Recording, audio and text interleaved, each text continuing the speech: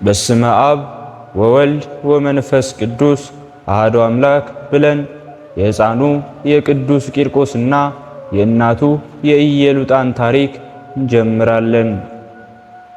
በዚች በ15 ቀን ሰማዕቱ ሕፃን ቂርቆስ ነው። ታሪኩም እንዲህ ነው። አባቱ ቆዝሞስ እናቱ ኢየሉጣ ይባላሉ። እስክንድሮስ በነገሰ ጊዜ ክርስቲያኖችን እያስካደ ጣዖትን ያስመልካቸው ነበር። ኢየሉጣም ያን ጊዜ ንጉሡን በመፍራት ሕፃን ቂርቆስን ይዛ ከሮም ከተማ ተሰዳ ጠርሴስ በምትባል ሀገር በዚያ ተቀመጠች። የወንጌሉን ቃል በማሰብ ከዚያች ከተማ ቢያሳድዷችሁ ወደ ሌላይቱ ሽሹ፣ እውነት እውነት እላችኋለሁ የሰው ልጅ እስኪመጣ ድረስ የእስራኤልን ከተሞች አይፈጸሙም እንዳለ። የማቴዎስ ወንጌል ምዕራፍ 10 ከቁጥር 23። የንጉሡ ሰራዊቶችም ሲዘዋወሩ እያሉ አገኟትና አንገቷን ይዘው ወደ ንጉሡ አቀረቧት። ንጉሡም ከወዴት መጣሽ አላት። እርሷም አገሬ አንጌቤን ነው፣ አንተን በመፍራት ወደዚያ ተሰደድኩ፣ ስሜ ኢየሉጣ ነው አለችው። አሁንም የሚሻልሽን ምረጪ አላት። መኮንኑም ጽኑ ስቃይን እንድትሰቃይ መስዋዕትን ለአማልክቶቼ አቅርቢ አላት። ኢየሉጣም ዕድሜው 3 ዓመት የሆነ ሕፃን ልጅ አለኝ አለች። እርሷም እርሱን አስመጣው አለችው። መኮንኑም ሕፃን ከሆነስ ያምንልኛል ብሎ ደስ አለውና እንዲያመጡት አዘዘ። ሕፃን ቂርቆስን ይዘው ወደ መኮንኑ ወሰዱት። ደስ የምትል ሕፃን ሰላምታ ይገባሃል አለው። እኔ ደስተኛ ነኝ፣ ለአንተ ግን ደስታ የለህም፣ እግዚአብሔር ለዝንጎዎች ደስታ የላቸውም ብሏልና አለው። መኮንኑም እጅግ ተቆጣና ስምህ ማን ነው አለው። ሕፃኑ ቅዱስ ቂርቆስም ስሜ ክርስቲያን ነው፣ እናቴ የሰየመችኝ ቂርቆስ ነው አለው። መኮንኑም ቂርቆስን ለአማልክት ሰዋ፣ ስታድግ እሾምሃለሁ አለው። ቂርቆስም የሰይጣን መልእክተኛ ከኔ ራቅ አለው። መኮንኑም ተቆጣ። ደሙ እንደ ውሃ እስከሚፈስ ድረስ ቆዳውን እንዲገፉት አዘዘ። ገፈፉትም። ኢየሉጣም የልጇን ትዕግስት ባየች ጊዜ እግዚአብሔርን አመሰገነችው። መኮንኑ ጨውና ሰናፍጭ በኢየሉጣና በቂርቆስ አፍንጫ እንዲከተትባቸው አዘዘ። እንደታዘዙም አደረጉባቸው። ቂርቆስም እንደ ማርና ስኳር ጣፈጠን አለ። እነሆ እኔ እንደ በጎች በተኩላዎች መካከል እልካችኋለሁ። እንግዲህ እንደ እባብ ብልሆች፣ እንደ ርግብ የዋሆች ሁኑ። ከክፉዎች ሰዎች ተጠበቁ፣ ወደ አደባባዮች አሳልፈው ይሰጧችኋልና በምኵራቦቻቸው ይገርፏችኋልና እንዳለ ማቴዎስ ምዕራፍ 10 ከቁጥር 16። መኮንኑም ቢያፍር የቂርቆስን ምላስ አስቆረጠው። ዳግመኛም በትልቅ ጋን ውሃ አፍልተው ቂርቆስና ኢየሉጣን እንዲጨምሯቸው አዘዘ። ኢየሉጣም አይታ ፈራች። ቂርቆስም ወደ እግዚአብሔር ጸለየላት። አምላካዊ ኃይል አደረባትና ከልጇ ጋር ወደ ጋኑ ገባች።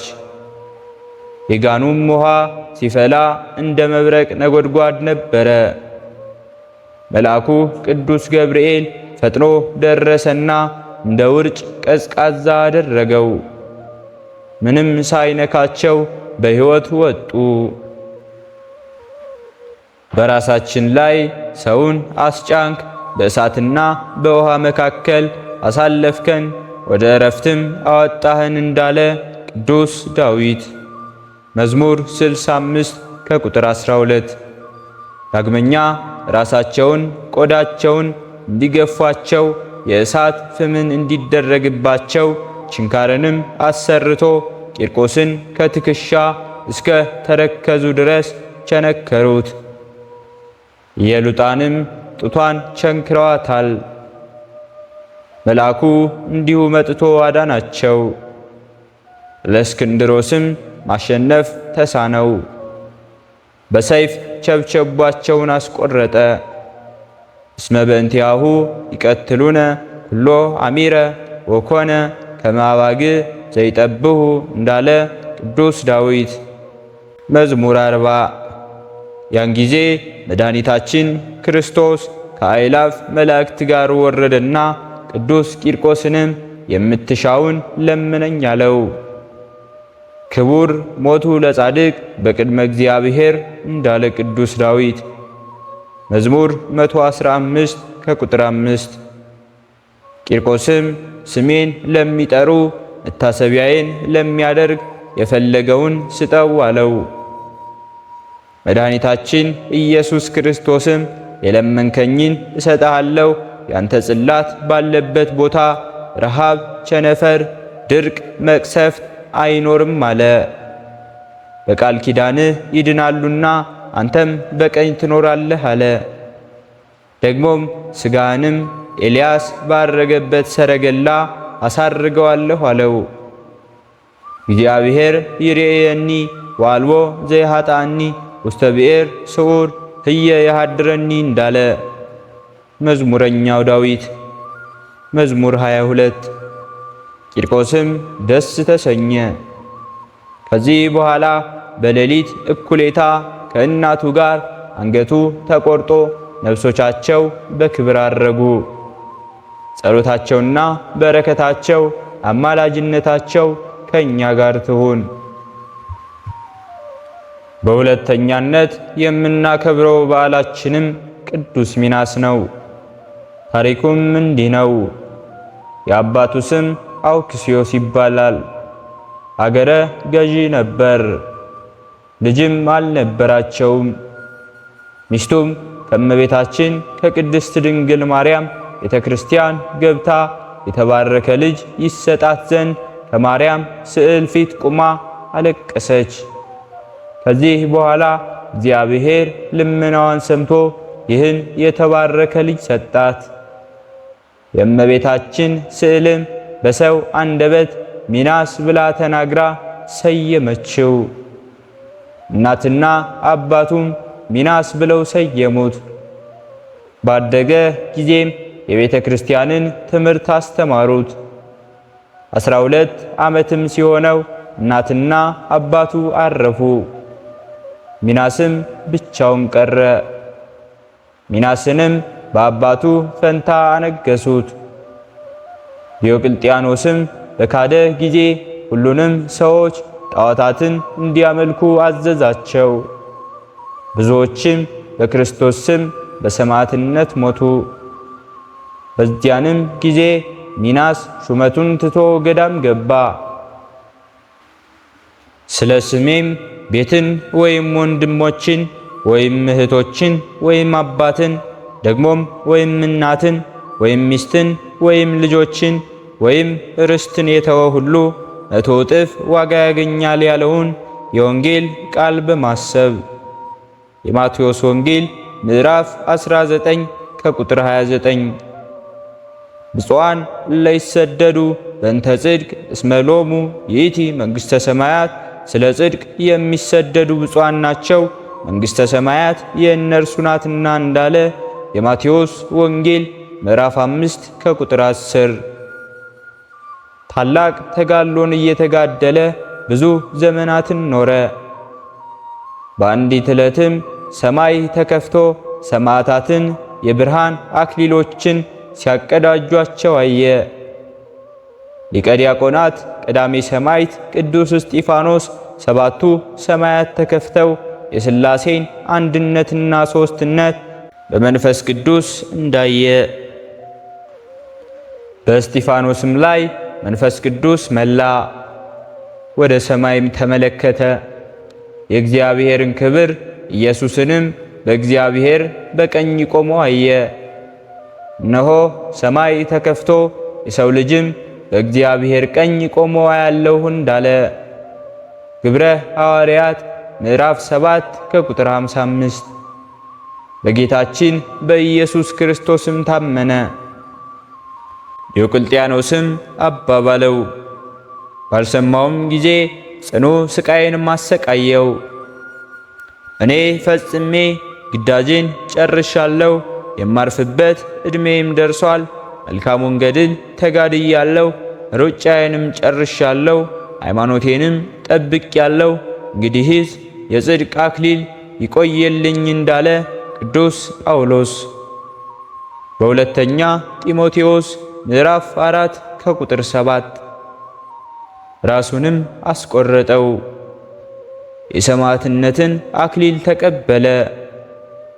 የቅዱስ ሚናስንም ሥጋ ወደ እሳት አስጣለው፣ እሳትም አልነካውም ነበር። ቅዱሳንም የሚናስን ሥጋ በክቡር ገነዙት። የስደቱ ወራት እስኪያልፍ ድረስ በአማረ ቦታ ኖሩት።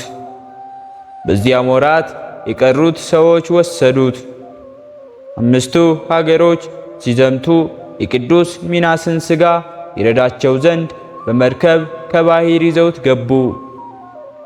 በመርከብ ውስጥም ሳሉ ፊታቸው እንደ ከይሲ አንገታቸው እንደ ግመል ያሉ አውሬዎች ከባሕር ወጡና የቅዱስ ሚናስን ሥጋ ይበሉት አንገታቸውን ዘረጉ።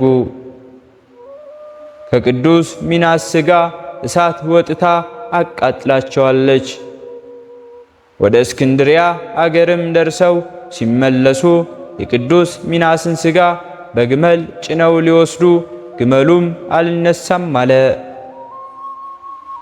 አብስተውም ደበደቡት፣ አልተንቀሳቀሰምም ነበር። የጻድቅ ሰው ጸሎቱ ኃይልን ታደርጋለችና እንዳለ ያዕቆብ ሐዋርያ ምዕራፍ 5 ከቁጥር 13፣ እንዲሁም ምዕራፍ 16 ከቁጥር 19።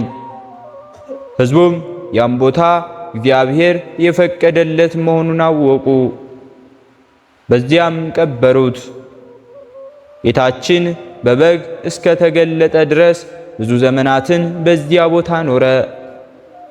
ይህም ቤተ ክርስቲያን በሰኔ 15 ቀን ተጽፏል። የቅዱስ ሚናስ ጸሎቱና በረከቱ አማላጅነቱ ከሁላችን ጋር ትሁን። ሕሊናችን በማሰባሰብ አባታችን ሆይ እንበል።